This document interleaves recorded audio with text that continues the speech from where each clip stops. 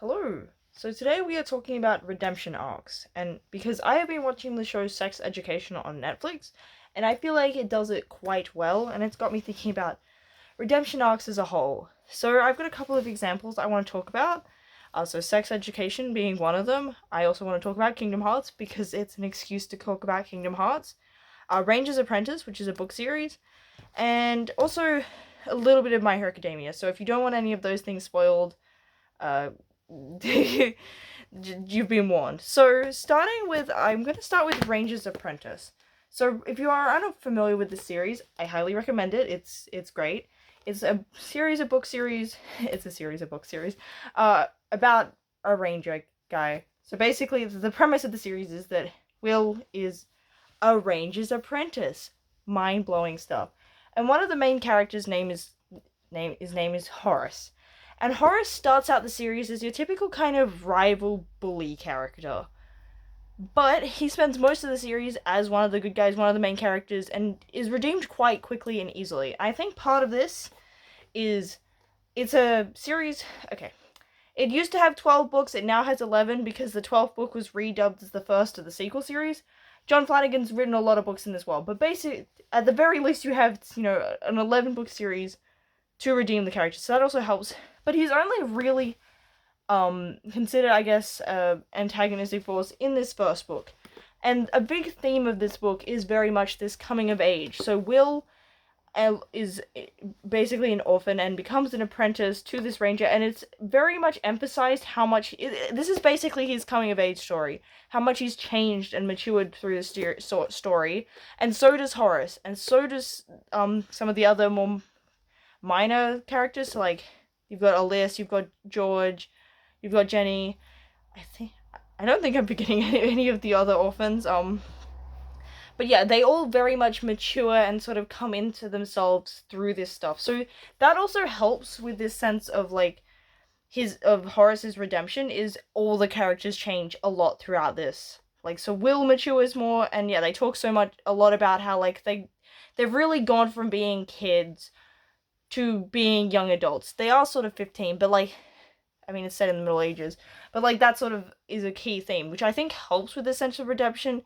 It's treated like it was just a sort of immature, childish thing. It also helps that we see, like, so Horace basically so Will becomes a ranger, and Horace, being the bigger, stronger kid that Will wishes he was, he goes on to be a knight. Basically, he joins, the oh, I forget what they basically like the army. He learns sword fighting stuff, but he himself is bullied during this process. And like there's also squabbles between Will and Horace and stuff. But also we see that like the two make up, and also like Will and Horace save each other's lives and stuff. So I feel like that is a good way to approach it, is very much how little time your character spends as whatever you need to redeem them from, that can help. If they're not a bad guy for very long, it's much easier to bring them back. But if it's something like, especially if we're looking at manga, because that's the focus of this, like some of these series, they're long, and you've got to remember that they come out weekly, and like this is months and months of a character, having an arc where they're a big bad guy. And also you've got to remember, in a lot of manga and stuff, your bad guys are killing people, hurting people, doing some pretty heinous stuff. So it's a lot harder to redeem them if they spent like 100 chapters, which an equivalent, if we've been releasing every week, is like 2 years of your audience seeing that this person do really evil things.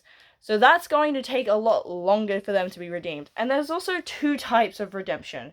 There's in-text redemption, so this is the characters forgiving each other, and then there's audience redemption. So this is where the audience learns to like them. And also, the kind of characters that audiences dislike are different to what necessarily is evil. For example, I feel like that a murderer is not necessarily going to be the most hated, unless they murder a character that the audience is very attached to. But I feel like if a character, honestly, a character that cheats, like on their partner, is more likely to be hated. A character that does. Also, I feel like if they commit acts that are too personal. So if they do something evil and heinous that a lot of people have actually experienced. A lot of people haven't experienced, fighting, combat, like fantastical superpower stuff. but they have, you know, been betrayed, lied to, been cheated on, been hurt in specific ways. So I feel like that is something that leads me into My Hero Academia. So Endeavor kind of gets a redemption arc in this, sort of. I just remember that it was very contentious. People did not like that Horikoshi was even trying to. Because for those that don't know, Todoroki here, he's one of the main dudes. I feel like you guys probably, if you guys like manga enough to be here, I'm sure you guys have vaguely at least heard of My Hero Academia. But Endeavor is his dad. Endeavor basically arranged a marriage to breed Todoroki to get this ideal thing, and he was an abusive butthead. And people didn't appreciate that, you know, there was trying to be that. It's been a while since I've read it, and I haven't fully analyzed it to decide how I feel about the arc as a whole, but I know that people didn't appreciate it. I think part of it is it's very personal. Abusive parents is something that people have experienced. I probably should have a trigger warning.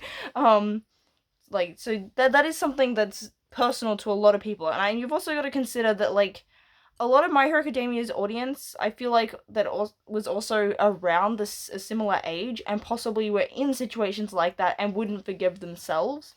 So that's also likely to be a thing. But yeah, I feel like that even though that there's characters that, you know, have murdered hundreds of people, are evil, bad villains, I feel like those characters could potentially be easier to try and redeem just because the audience isn't going to hate them as much as a character that, you know, hits a little bit too close to home. I hope that makes sense. But there's kind of a counter arc to this. Now, I don't have a book to hold up, but pretend this says Sex Education. It's a TV show. I don't have it. I just picked it because asexual. So it actually has. So Sex Education has kind of two characters that I feel like really embodies sort of this redemption arc. You've got Adam and Mr. Gruff. I think that's it. So basically, I actually really like Mr. Gruff's arc, and I wasn't expecting it. It's not the kind of thing that I've seen done much, but so Adam is basically introduced as your typical bully character, and he kind of gets sort of redeemed over it. I feel like that's something that also helps with a show like Sex Education compared to something like My Hero Academia. Sex Education is sort of this drama series where everyone kind of sucks.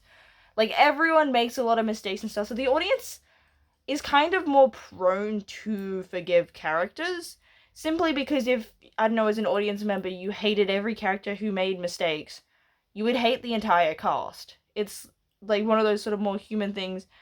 So I feel like that also helps, whereas something like My Hero Academia, superheroes tend to be more likely to have, you know, distinct morality, like, good and evil is a lot more binary in something like My Hero Academia, in that sort of fiction in general. So I feel like that also contributes, is every character kind of goes on arcs of, you know, getting better, like, progression, like, positive arcs, negative arcs. That's just kind of part of a more drama-focused TV show. That's something that you as an audience, you buy into, you expect. So, like, we've got, with Adam, his redemption comes a lot from sort of, you know, internally within the text. He gets forgiven basically by the person that his bully victim the most. But it was also interesting seeing the sort of, like, hesitancy with different characters and stuff. But Mr. Groff's is really interesting because it's definitely it's an arc. It's not a one and done, I have decided to be good, now I am a good guy, now everyone treats me as such. I feel like that is something to really play around with, because these things aren't linear. Different people, and so, like, different characters are more likely to forgive at different points. They're gonna have different thresholds for, like, what is bad enough for them to even, like, cut someone off or dislike them in the first place, what it takes to get someone back in their good books, like, these things. And also, another technique that could potentially be used is not from Sex Education specifically, but is introducing, like, newer threats and stuff. So, for example, if you have a more binary system of, like, these are the bad guys, these are the good guys, you could potentially introduce a third party that forces your characters to, you know, join forces, and that can help redeem and stuff. But again, it's going to depend heavily on the kind of story you have as to whether or not this works for an audience. And I feel like one of my favorite redemption arcs, I know, shocking, it's from Kingdom Hearts. I know, me liking Kingdom Hearts, who would have guessed? So, in Kingdom Hearts 1, Riku basically is the rival character that goes rogue, goes evil and stuff, and he basically spends the rest of the series trying to make up for it. Now, one advantage Kingdom Hearts has is your protagonist Sora. Forgives everyone. This also kind of helps, is just having a very happy, optimistic tone and character. You're inclined to forgive because you're playing as Sora, and Sora forgives everyone. Sora's like, yeah, it's okay, friendship, like, it thematically makes sense. And it's a lot easier for, if you're the character, because I guess it has the advantage of, interactivity, like, video game is a different medium, just different things, so that's going to help as well. But I feel like that we also had the element of this manipulation involved, and Riku is battling with the consequences of his choices throughout the whole thing. I feel like it's one of the times where there is a lot more consequences than some of these others. Like in Ranger's Apprentice, for example, the conflict with Horace kind of is contained to this book. Like, there might be squabbles and stuff, but like in The Burning Bridge, which is the second one, that like he kind of squabbles a little bit with Will, but it more feels like friendly rivalry. Like, it's very much not present after this point, which, this story does take place over a greater deal of time. That's also a factor, is, how long is your story going timeline-wise? Like, a year's passing between events, that can also influence things.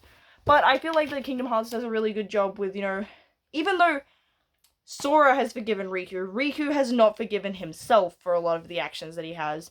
And, Kingdom Hearts' lore and magic system and stuff does also mean that there's consequences for giving into the darkness beyond just if the people will forgive you.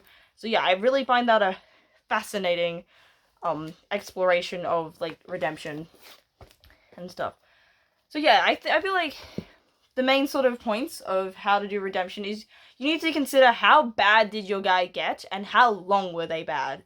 So, like, it's interesting with a lot of these things that are trying to, redeem, like, characters that were written to just be evil people. Like, something like, what's it called? Cruella, those, like, Disney movies that are trying to, write redemption-y arcs for their villains. Those are in a very different place to some other characters because they were written to be, literal puppy murderers. Very evil characters and stuff. And, sometimes they do try to, create nuance and stuff. I do find it frustrating how often, like, Cruella does this. We're trying to redeem Cruella. First of all, they stripped it completely of the context. It's not even similar. But the main thing is they add in a villain that's basically just Cruella's Cruella. Which, yes, okay, like, hurt people, cycles of abuse. But it also feels kind of lazy that if you're trying to explore that people aren't just black and white, evil and stuff, and add nuance, it's kind of frustrating how then some of these stories will add in an unnuanced villain to make this villain nuanced.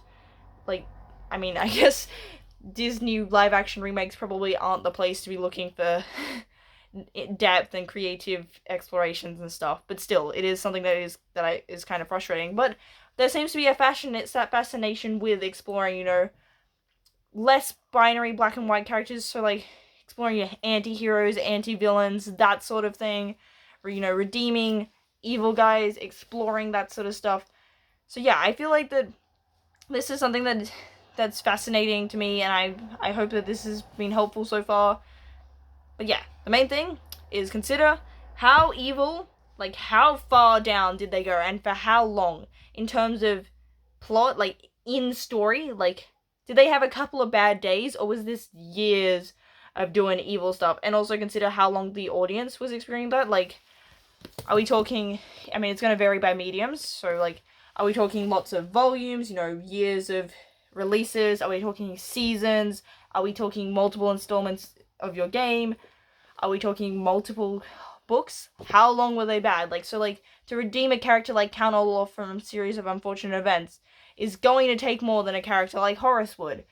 Like, that's something to factor in, is just how bad, and, like, how much does your audience hate them? Because remember, some things that are detestable in canon are going to be different. And I also feel like the gender may play a role, just because I feel like fandoms are a lot more kind to male characters, but I don't think I have the necessary things to cover stuff like that in depth here, but that is something to potentially keep in mind, is how prejudices and biases towards certain groups might impact how forgiving audiences are. Like, maybe people that relate to a character for certain reasons will be more forgiving than others. So yeah, the length of time, how bad they got, and also the type of text you are writing. How black and white is morality in your story? You know, does it make sense for your characters to just be forgiving? Maybe you have characters that are just that way inclined. Maybe everything just resolves itself naturally. Maybe your story has a thematic reason for, you know, them to accept that you have changed. You know, maybe your story has a focus on this coming of age, you know, that it's not just the bully character or your character that needs redeeming that's changed a lot, but everyone changes, so it makes sense for that to be accepted. Is your story, remember this is sex education, something where everyone is kind of on redemption arcs, villain arcs, like that is kind of just part of the story. And also consider that maybe it'll be more difficult to redeem a character if the thing they need to be redeemed from hits too close to home. Your audience is likely to project onto, you know, their own experiences. So if your character has done something objectively bad that, you know, is too close to home, so maybe, like, it is interesting that Ranger's Apprentice uses a bully character, because I feel like that if there was too much emphasis on the bullying itself, because in Ranger's Apprentice we don't see it a lot. It's mentioned, but we don't see most of it, which I think also helps. Whereas if you had a story like trying to redeem a Regina George, you know, if we focused on like Janice's perspective, you know, like that sort of thing where we see a character bully repeatedly. So like it's not just how much time is spent on something, but how much the audience is aware of it. Like, something happening on screen is very different to like, oh, this happened, like he was bullied, but if we know like specifics of like it happened over and over again, if we see it, if we experience it, that's also going to be a factor. So yeah, I hope that you guys enjoyed this video. Let me know if some of your favorite redemption arcs. I'm so sure that there's plenty of characters that I haven't mentioned. I feel like Zuko would probably be an interesting one in this conversation. If I had seen Avatar: The Last Airbender, I would talk about him, but I haven't. I should, I know. And let me know if you disagree. Maybe you really like Endeavor's redemption. Maybe you hate the characters in Sex Education I mentioned. Let me know if you've even read Ranger's Apprentice. And let me know, like, if you think that Riku is a good redemption arc. And just, yeah, let me know if maybe your story has redemption, how you would approach it, other techniques that I missed. And thanks so much for watching.